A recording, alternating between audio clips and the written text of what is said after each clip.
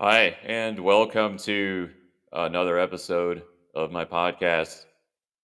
Today, I have on special guest Adebayo Fasanya. He is the founder and CEO of Breathe Easy Capital, a company that helps physicians achieve financial freedom through real estate. He and his wife, Bridget, started their real estate journey in 2018, and since then have acquired over 815 units and $143 million worth of assets under management now. They also syndicate other small businesses and invest in self storage, oil and gas, and commercial real estate as well. And he is also a speaker and a number one Amazon best selling author. So we've got a lot to talk about today, and I'm excited to get into it. So with that, welcome Adebayo. Appreciate you joining me today. Hi, Kyle. Nice to see you.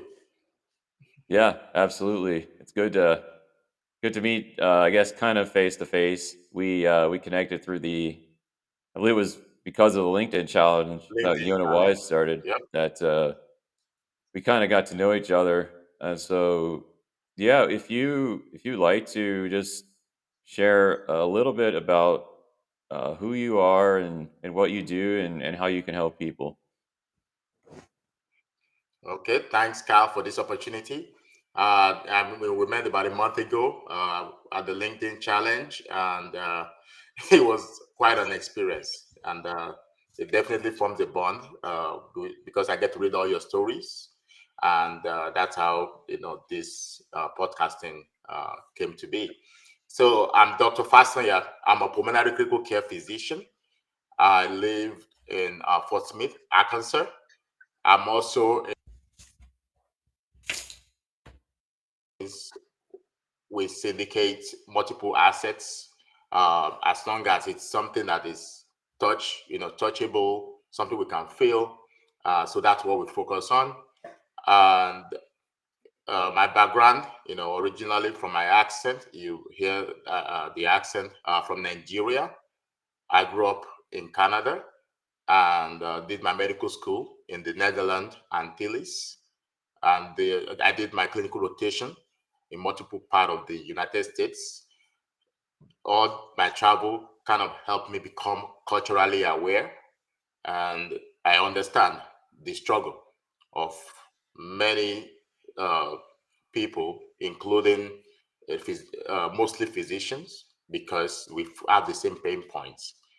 How I'm helping is I'm trying to help fellow physicians achieve financial freedom through real asset investment. So we also provide a lot of educational content, try to educate the community. So that's the summary of it. Awesome. Well, that's really interesting. So it sounds like you've traveled around quite a bit, and I'm curious. You said you were born in Nigeria. Is that right? Yes. What I guess what was that like, and when did you move to Canada? Um, you know, um, when you're born in Nigeria, you live there, you don't really see anything, you don't feel anything different about it until you travel to a developed country, right? Hmm. There are always plus and negative of different country and cultures. Um, so my mom filed for me. My mom went to do uh, more schooling in Canada, and then she was able to get green card, and then she sponsored me, my brother, and my dad to Canada. I was 18 at the time. Gotcha. Wow, that's a very interesting story, and I can see where like you've gathered like all these different experiences and have been able to kind of shape who you are now. And I love that just story, and I'm excited to hear more about your journey. So if you wouldn't mind just talking about what exactly is it pulmonary care physician, critical care physician? What exactly does that entail? So, yeah, thank you. So, pulmonary critical care physician is a specialist who focused on two things. The pulmonary part of it means lung, and actually that's where my name came from, Dr. Breathe Easy, right? Dr. Breathe Easy Capital. Oh, I like it. That's where the name of my company came from, Dr. Breathe Easy Capital, right? Because Hmm. pulmonologists, we focus on helping other people breathe better. So we treat diseases like asthma, COPD, basically any lung diseases. And the critical care part of it means I work in the ICU, so intensive care unit. So you don't want to really see me, right? If you see me in the ICU, it means things are dire, right? Hmm. So we treat multiple diseases like shock and people on the ventilator. So during COVID, we were really an integral part of that COVID times in terms of intubating people on the respirator. And to get to that, you have to do 3 years of internal medicine, which is general medicine, and then you do 3 years of pulmonary critical care specialist. Okay, that makes sense. I'm a little bit more clear on what exactly you do, and so it seems like you find yourself in high pressure situation through your like a lot of times, and I'm guessing that has kind of translated into like your success as a real estate investor. Just talk about that a little bit. Like how has that helped you and benefited you? Just being experienced in those situations. So, like you said, the ICU is a high pressure environment, Hmm. and also you have to think 3 steps, 4 steps ahead of the situation, right? For example, if somebody have shock, right, the infection, their blood pressure is dropping.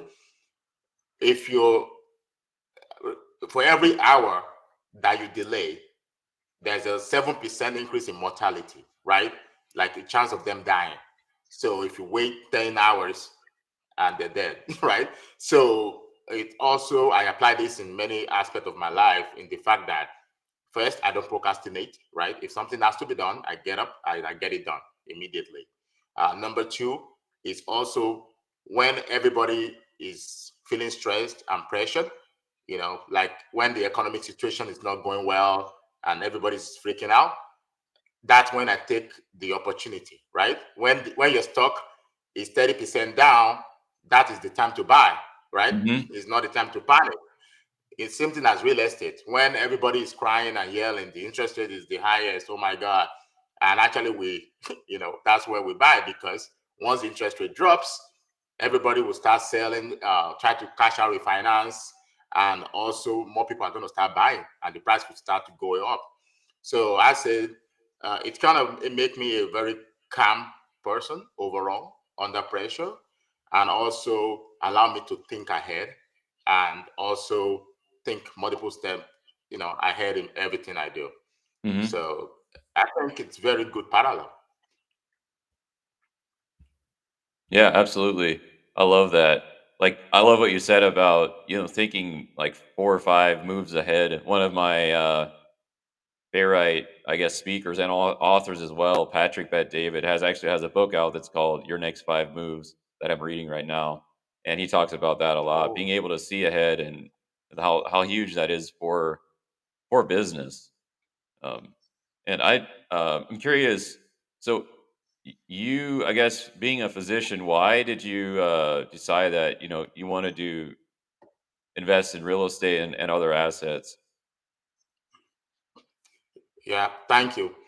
The main point is the main pain point for many physicians is the same as many high income earners, right? There's lack of autonomy. In, as a doctor, you went to medical school, you graduate, and you think, oh, I'm on the upper echelon of the society, right? I should be treated that way. I should feel respected, and now I get to make a lot of money. Funny enough, is many doctors are having a lot of moral injury, because when you work for a corporation, you don't really have the say. You can say, this is how I want to treat my patients, and they're going to be like, no, you're not. I want to see 20 patients because I think I can do the best for them. If I do that, they will Hmm. pack your, they will pack your day with like 50 patients. So, which you barely can even understand, get the story correctly. So, it's a very stressful situation too, in terms of a pulmonary critical care physician. You have to work 80 hours a week, which I don't mind, but if I get the same respect and the same compensation for it, I will feel better about it. But so from the start, I knew that I need something else. One is to decrease the burnout.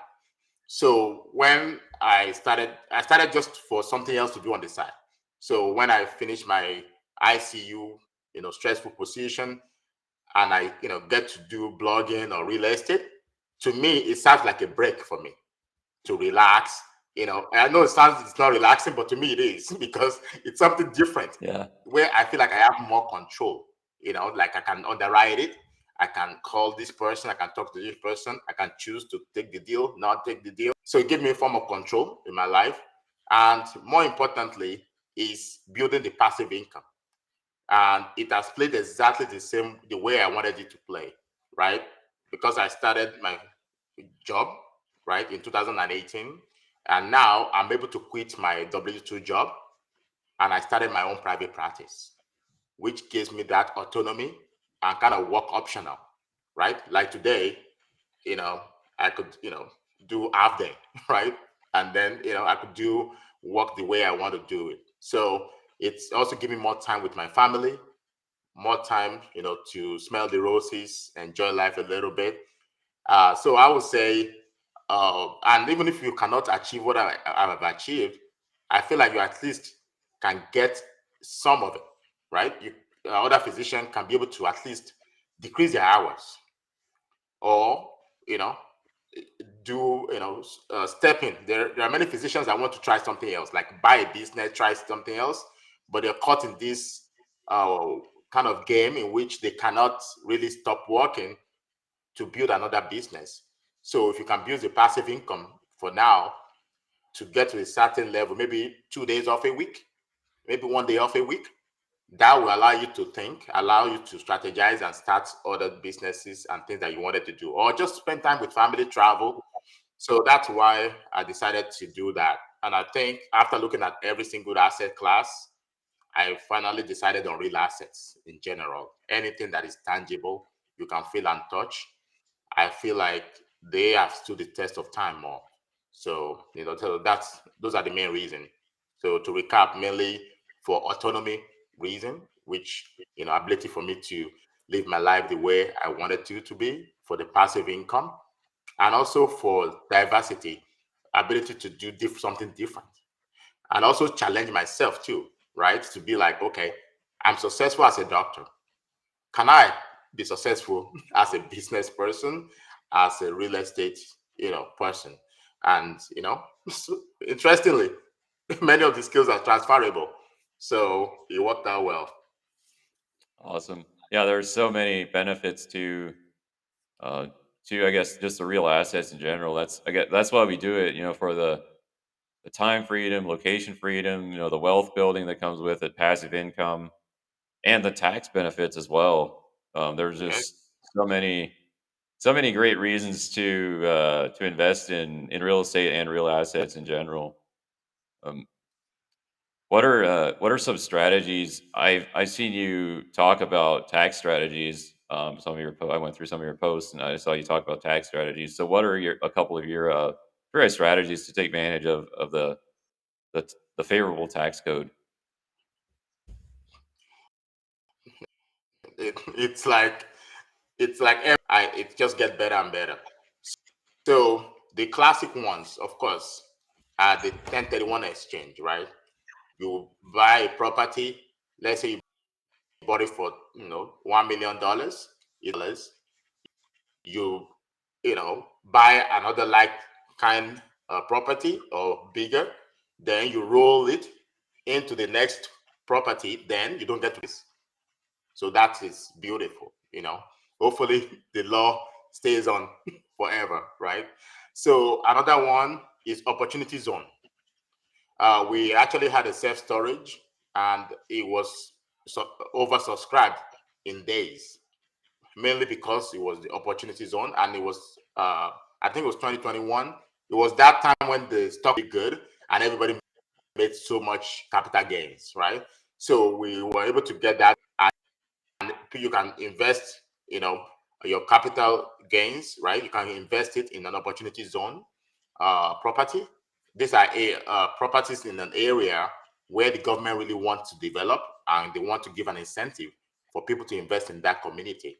It does not exactly mean that community is bad, but it just means that not so many people want to be there, right? And sometimes just underserve the area. So you invest there. The only thing is you have to stay for a certain amount of years. I think it's 10 years, right, for you to get the full benefit of it. So that's another. So there are many funds out there that do opportunity zone. So you can just look up, find it. Is the real estate professional, right? So when you have a spouse and both of you work, you have to strategize properly. Like, I work as a physician, right? Making multiple six digits, right? My wife is a nurse, so the maximum she probably make, except during COVID as travel nurse, would be like maybe 100K, right? But we do so much real estate that because she's a real estate professional, last year we were able to save about $200,000 in taxes, and that's because the maximum. So we actually are having about $1.6 million in deposit. I was able to use 540. That was the maximum you can use. And I still have $1.1 million left. And that was 2022. And now in 2023, we closed another 50 units and then another 129 units, right? Which I also invest passively along with. So I'm going to get another depreciation again. So it's beautiful, the main ones, that I see. And even if you're not a real estate professional, you can still almost basically get returns for free.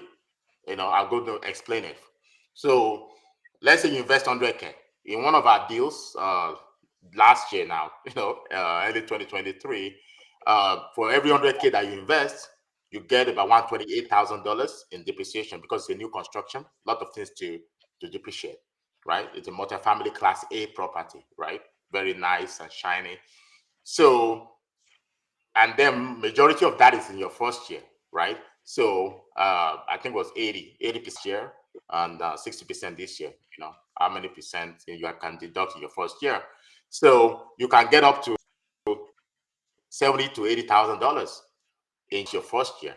So now let's say you in this property, and over 5 years you make another 100K. So you double your money in 5 years, which is in 3 to 5 years. That's usually our goal. So let's say in 5 years you double your money. So now you have 100K in capital gains, right? To pay taxes on.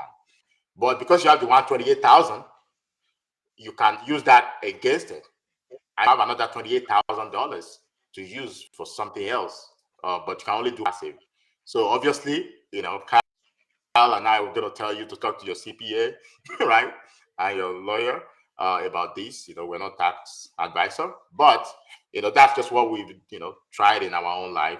That's what I've tried in my life. Yeah, there's a lot of tax advantage. Another one is the oil and gas that we did, for intangible drilling cost and depreciation. Same thing like real estate, right? Because the oil is on a land. So last year I put 100K, I got $90,000, worth of depreciation in the first year alone, and then you get the other over the next few years. So it's a beautiful thing. That's one of the reasons why I love America. The tax laws are beautiful. They make it for you to use it. And I think I always imagine I get to heaven and I feel like God is going to ask me to use it. There's all this opportunity I gave you. Why didn't you try? Why didn't you utilize it? So I make it better. I use all the opportunities. Yeah, it's kind of like that parable, the five talent or the talents, right? He gave the different people, he gave them different amounts of Yeah, talents, and they all did different things with them. I like that Good, analogy. yeah, I Um, get it. Yeah, I'm like, because we like, well, I give you this is 10 different tax ways to, and then how not even use them. And then, I don't know. It's just something I think in my head. that's, Intrusive thoughts. yeah, that's good. I like that, definitely, and especially, yeah, definitely go and consult with your CPA. But and I think it's important to have, especially when it comes to real estate. There's so many different nuances that it's important to have someone that understands real estate as far as a CPA. So I just wanted to put that out there. But let's switch gears a little bit. Like the I feel like it's passive investing is something that a lot of people don't know about.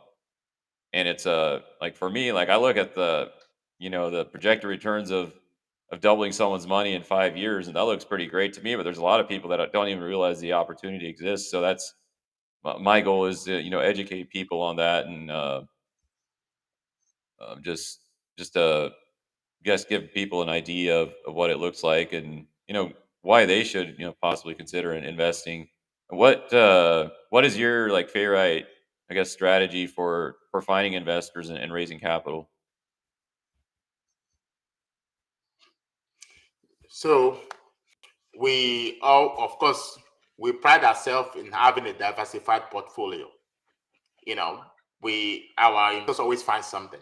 If it's not self-storage, they're gonna find a multifamily.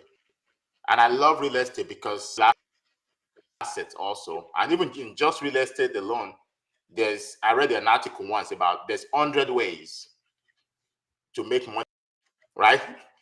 Hmm. In just multifamily alone, if you just pick just location, you can diversification, you can diversify across different asset like class A, like the bells and whistle, or class C, a more moderate, just keep your area, right?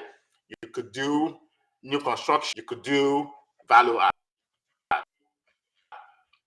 so that just alone in that. Go to mobile homes, you go to land, there's so many ways. So we, short-term rentals. So we, don't limit ourselves to particular ones, and we also don't limit particular, like for example, we look into car wash also now. So, but what I'm gonna say is our main one is multifamily and self-storage. And those two, they answer different questions. So when you want to invest passively, we are a proponent of investing. I understand what it takes. Not everyone can be like me. Not everyone can be like you. Not everyone wants to have two, right? And sometimes what you do, like for example, if you're an academic physician, we need you more. We need you we need you to continue to improve people's life. And if you focus on that while you build passive income, do what you do best and let the professionals undo, the management. So that is what it's all about, really. Most people that do try to do it on their own are going to lose money or break even if they calculate how much time they actually is spending on it. Because many people talk to me all the time. They're like, "Oh, I did the $30,000," and by the time I did the calculations for them, I'm like, "Okay, so how many hours did you spend?" "Oh, 3 months. I was there day and night." So when you pay yourself, it's barely a real profit here. You could have picked extra shifts, 10 extra shifts, and make that money. So, as a physician, or high income Hmm. earner. So why couldn't you just pick extra shift and invest that money instead and double it in 3 to 5 years? So that's one of the reasons why and we also okay if people want to do active too. We walk you through it, we guide you through how to be active investors too. Some people just get the bug, you want to try it out, and that's okay. So yeah, so we offer, for example, self storage. I have a lot of cash flow to it, right? You know, you're going to end up probably getting the same return, but the cash flow is high, like 10%, 12% in the front end. You still double your Wow. money in 5 years. Multifamily, you probably get 7%, sometimes 6%, maybe 8%. in a good one, right? And you still double your money. We tell people, for example, if it's a new construction, right, like a class A property, most of your return is going to be at the back end. So you have to decide what kind of investor do you want to be. What right now? Most physicians are actually not looking for cash flow only, right? They have a timeline. They're like, okay, I want to work for 10 years. But as long as in that 10 years, I'm able to make this amount. So we plan with those people, like, okay, fine. Okay, in 5 years, even if it turns to 200, and then you invest those again in 5 years, so that's 400, right? It's all in 10 years, right? If and many times in 3 years, we've had a very good year since 2018. I'm not going to say that's going to repeat itself, but we've been able to double in 3 years, right? Or more, right? In the past, it's been such a bull market, but the market is a little bit straight. So I would say keep your mind for 5 years, even maybe 7 years, right? So, and then, so I would say invest in for cash flow, invest for equity, and we also have some people that wanted to invest for legacy, and those ones we don't have like things like that. So we refer them to indicators that do that, that say, okay, I want to have, something that I can leave, and partner invest in some farm. I think it's like a tree.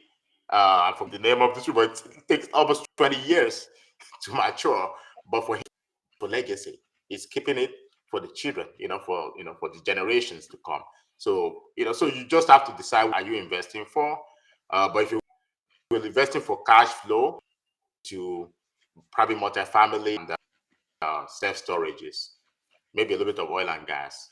Something you said there, wanted to make a comment on it, and it kind of slipped my mind. And some reason, oh, I don't know what to say. So I like what you said about finding out what the investor's goal is, and then kind of reverse engineering that and finding the right kind of asset for them. And I like how you can, like, your company specifically can offer different diversification depending on what the investor wants. And there's probably a lot of power in that as a syndicator. So that's awesome. Switching gears a little bit, um, as entrepreneurs, I think we kind of seek out challenges, right?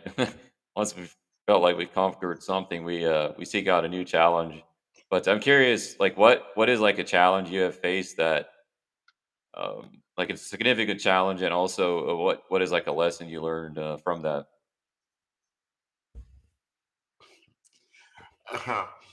Well, I mean, there's, of course, I'm 37 years old now, so I've had a lot of challenges. But if I'm gonna say one, I would say it's mostly about hiring and trusting. Most of the problem, you don't have problem with this. Humans are always your Achilles heel. So, for example, I thankfully it was my own personal project. Like as I was doing syndications, I also buy on my own. So I had like 62 units of on like which I personally own myself. It's just, and I use it as a control group. Sometimes I will do like, okay, let me try something on these 10 units. So there's this deep value add, and I decided to hire a friend. And also I'll try to go cheap. So it was it was the deep value add. I bought it for 250K. It was like a 9 units with a laundry, and we're going to convert laundry into another 2 units. So I got quotes from, so one of them quotes 350, another one quote like 100K, and another one quote, and then my family friend quoted $1,000. So in my head, I was like, hey, you know what? It's cheap. I know him, you know. But of course, the person that has the 400, the gadgets, they have all the people. They said we're gonna finish it in 2 months. And my friends like, oh, I'm gonna finish it in 6 months, and I did my calculations.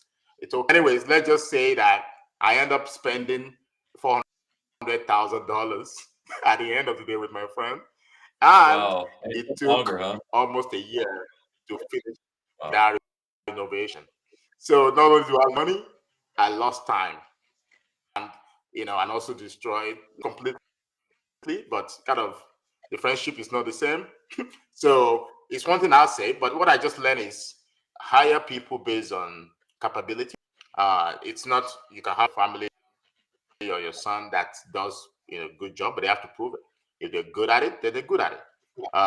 But you need to just be objective. I used to pride myself in being very objective. Once in a while, that happens to you. And thankfully, it was my own property. It was still good at the end. It for 6 after. So, but it was barely in the money after, right? But it could have been so much better. And I was wondering if I just hired a 400K guy, perhaps he would have just done it quickly. Don't lose those rents, more insurance and things like that. Worse, but who knows? So, but it's just one of those things. So yes, not everything is always 100% rosy. You cannot do things and learn from it. And now for especially for our bigger units, we make sure we go for professionals and speed. You know, speed Hmm. and who can get it done, more likelihood of getting it done. Even with banks, I'm gonna say another one with bank. We lost, we lost the deal. You know, we, for example, it was in September in 2022, right? We had a deal and we locked it in. We thought we locked it in with the bank, right?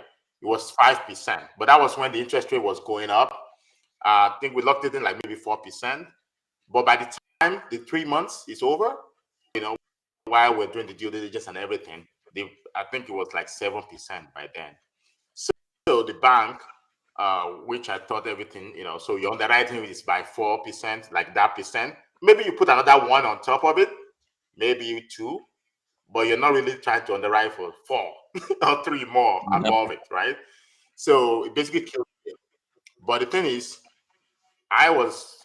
we literally about 2 weeks to close, and these banks said, "Oh, we're gonna go to some committee," and then they went to committee. They came back. They're like, "Oh, you have to now come at 7%, like the higher rate," and Wow. you know, of course, the deal is not gonna work anymore. And I actually felt like, you know, and the funniest thing is, we had a bank we use normally, but that bank quoted us 0.5 above. But I went to this smaller bank, this bank, but because this bank gave me a lower quote, so and I went with them. I could have gone with somebody that I have close deal with. They're very reputable. They've been doing it, and but they're a little bit higher, right? So those are those kind of things. And I think as a beginner, you you have a high likelihood of making us. You feel like, man, I go with the cheaper. So it's the same thing. Cheaper, my cheaper self, that deal. We actually have all the investors' money already. I mean, obviously, but we return all the money back, and we told them the deal is no longer, a good deal. So, which also I thought investors are going to be funny enough. They actually loved our due diligence even better because they said, look, at the end of the day, you guys didn't try to push the deal through. You know Hmm. that okay, it's not going to work anymore, and then you take the loss, and then we return every single cent back, and then they invested it into another deal like 2 months later. Yeah, so those are a few lessons. One, the main thing that I've seen in my life is just don't go with the cheapest. Hmm. Go with, if you have a team that has been doing it well, don't try to experiment. A little bit cheaper. If the price is big, I think 2.5 above in interest rate, but you know that this deal is going to close with this team. You go with that team that you know for that is going to close versus one that you're Hmm. not sure, but because you will have a lower rate. So those are the things. I know I talked a lot, but those two still hurts a little bit. Yeah. Yeah. That was good. I learned a lesson like similar to your first one, but on a much smaller scale. It was just a duplex. But I think those lessons are worth a lot more than the actual money it cost us in the first place. So it definitely like it seems like some of those we just have to learn the hard way, and they kind of stick in our mind, and we don't. It's we think of it the next time that same situation comes up. But it's like you said, there's like I like the kind of the analogy of you can pay for so three things like you can have so speed, quality, and a good price, but you can only pick two of them. So which one you want to pick? And I think that's kind of what you experienced. Um, Yeah. but appreciate you Yeah, sharing speed that. That and was quality, two things I yeah, need. awesome. That is good advice because it can be, especially for someone newer like me, it can look good to go and take the cheapest price, but there's a lot of other negative aspects to that. So yeah, that was very good. Thank you for sharing that. Um, I we're getting close to the end here, but I'm curious. I think we all have like a bigger why than just making money. So I'm curious, like, what is your why, or what does impact mean to you? Yeah, thanks for asking. My main why is building generational wealth, and like you said, making an impact.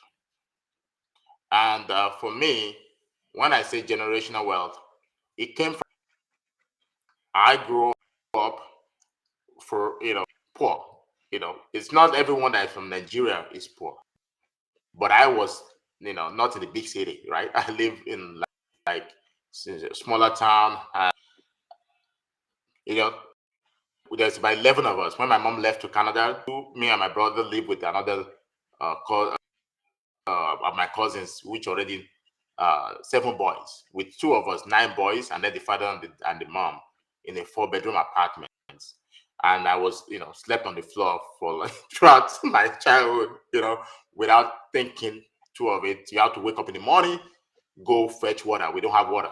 There's a borehole, the rich neighborhood is a so you have to carry buckets or keg, go get water and work, and you have to wake up like 4 o'clock in the morning or 5 o'clock in the morning because you have to make it to school at 8 o'clock.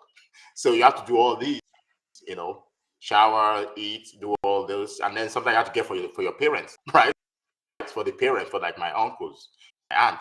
So everybody like it's your turn, so you have to go twice. So it's so that kind of childhood. Sometimes you don't have dinner. I never even knew people eat 3 meals a day. And I'm not saying this just to sound like, oh, I'm very poor, but it's just to show the background. So that also drive me, and my drive is I never want any generation to be poor again, you know. And this is my mission. That's on the personal level. In terms of, my perfect world would be I have a fund like dollars, $1 billion. I don't that it will be for my family and make sure that everybody is also educated from good generation. Everybody get a 4 year degree, a trade, whatever they want to do for a certain amount of money ever. I just want to dream of mine. So on a personal level, I have that, that things I want to achieve. And also on an impact level too. Of course, I want to impact the country, Nigeria, right? You know, my goal is always to, I've talked to some other physicians there that with, they are very smart people, but no resources, right? So, try to figure a way, there are so many things that we learn here, like advanced bronchoscopies and things like that that could save lives, that I plan to, go to Nigeria and try to figure out how to bridge that gap, you know. So that's one thing about that also. And another from charity perspective, my mom, she, her mom, her mom died when she was right. So she he's always been interested in motherless children. So, because of what happened to her, right? She had to grow up with different family members, right? They pass you around. You live with this person for 2 years. You live with your dad for 3 years. So you live your, so she, always want to help that way, and I kind of help her in that regard at this point. So, so that's major impacts that I wanted to make. Want to build generational wealth for my family. I want to make an impact in Nigeria from medicine perspective. I thought about real estate perspective too, but I had to learn the landscape, and I think it's easier for me to do it through medicine.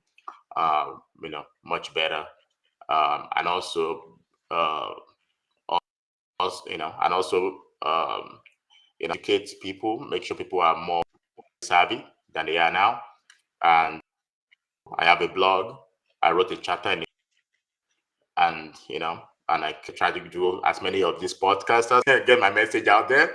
Maybe one person is going to be inspired, and that's good enough for me. At least one person. And so, yeah, those are my deep rooted.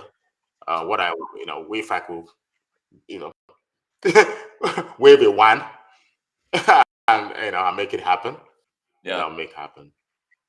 Wow, that is incredible, man. I That's so inspiring to hear your story, where you came from, and what you're doing now. I just love that, and I'm sure that is a very powerful driver. Like I see that a lot. Like immigrants that come to America and realize the potential here, and people that grew up here kind of take it for granted. So I just love seeing that. Appreciate you for sharing that. And you mentioned that you wrote a book. So talk about your book, and or have you written more than one? Maybe I don't know, but I'd like to hear more about your book, and I'm definitely gonna read it. So No, we wrote about, yeah. It's called the Transformational Journey, and so it was for Tracy, and so we're basically a chapter on how our and a period of transformation. So it's transformational journey, and the story is mainly about how we grew up, how some pivotal moments in our life make us who we are today. And after talking to our coach, right, the writer, we had a coach that helped us with the writing, and the few things that I already highlighted, like having to wake up at 4 o'clock, 5 o'clock in the morning, having to trek a couple of miles, get water, and also living with like 4 bedroom, apartments. And many people will look at it in negative light, but I actually consider it that if I did not have that background, I would not have that transformational shift in my life. And there are some that I've developed that helped me through that. For example, from that, I learned, how to save money, because I know that the money that I have today, I don't know when I'm going to have the next one tomorrow.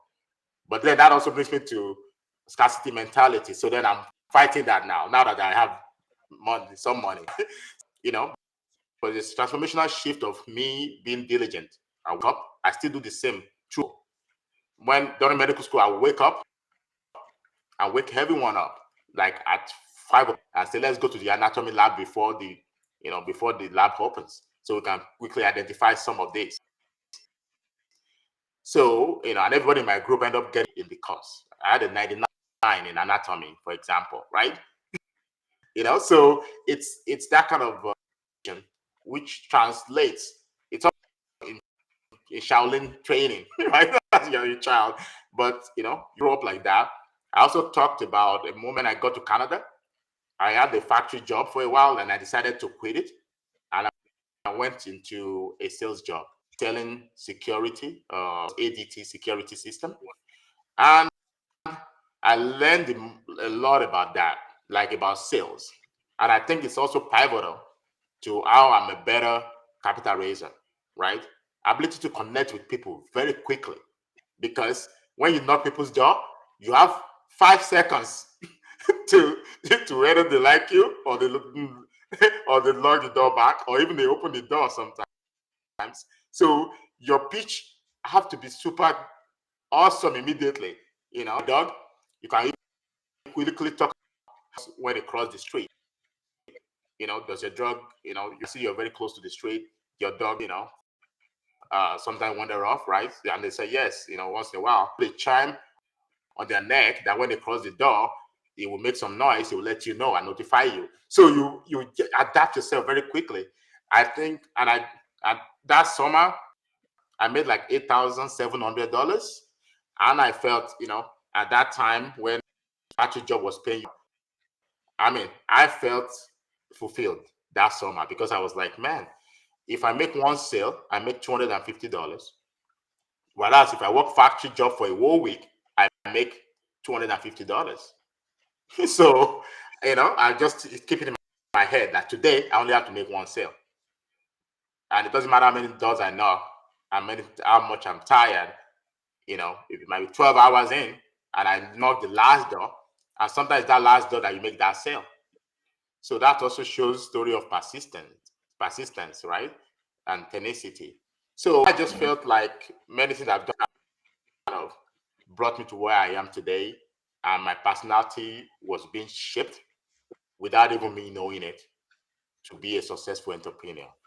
So that's what the book was, what my chapter was about.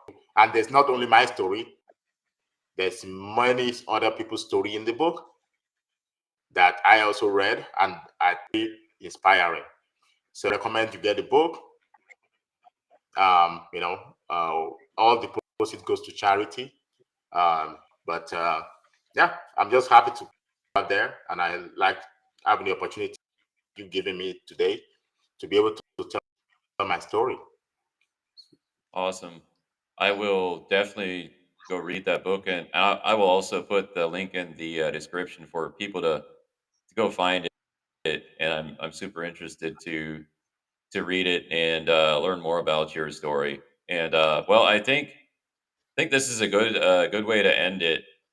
Um, Doctor Adebayo Fasanya, appreciate you for Yep. joining me today. It was a blast getting to getting to know you and I just appreciate all you're doing in real estate and also in the impact you're making in your home country as well. So thank you for joining me and thank you to everyone for watching today.